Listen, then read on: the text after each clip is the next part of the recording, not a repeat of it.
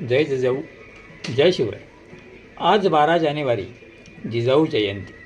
त्यानिमित्त सिंदखेड राजा बुलढाणा येथे संघर्ष योद्धा मराठा योद्धा मनोज जरांगे पाटलांचं आगमन झालं.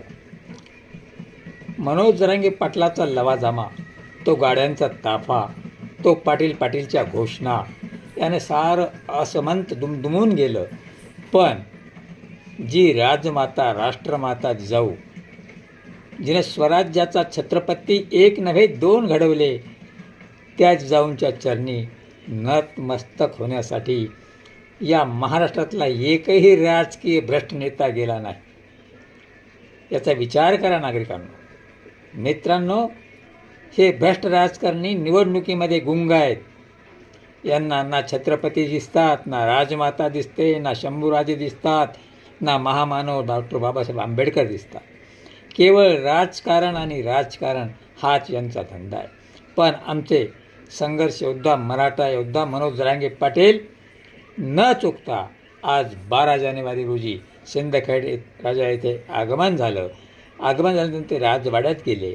तिथून त्यांनी जिजाऊंना पुष्पहार अर्पण केले आणि तिथल्या समुदायानं जे जरांगे पाटलाचं उत्स्फूर्त स्वागत केलं त्याला कुठेही तोड नाही. जे लोक म्हणत होते कोण जरांगे पाटील, कुठले जरांगे पाटील, त्यांचा हवा संपली, त्यांचं करिअर हे झालं, त्यांनी आज पाहावं.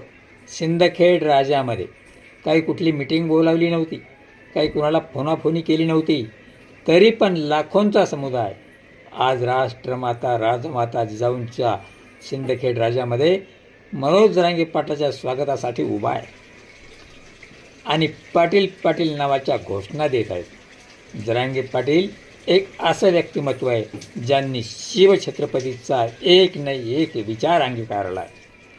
ना स्वार्थ, ना धन, ना पैसा, ना घर, केवळ समाज.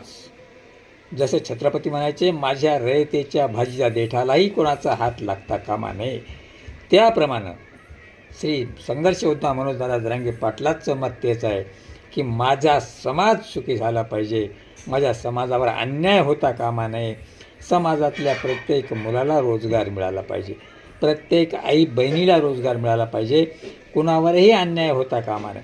मग तो कुठल्याही जाती धर्माचा असेल त्याच्यावर सुद्धा अन्याय झालेला खपवून घेतला जाणार नाही, असे संघर्ष योद्धा मनोजदादा जरांगे पाटील आज राष्ट्रमाता राजमाता जिजाऊंच्या दर्शनासाठी सिंदखेड राजा येथे पोहोचले आणि तिथं उत्स्फूर्त असं स्वागत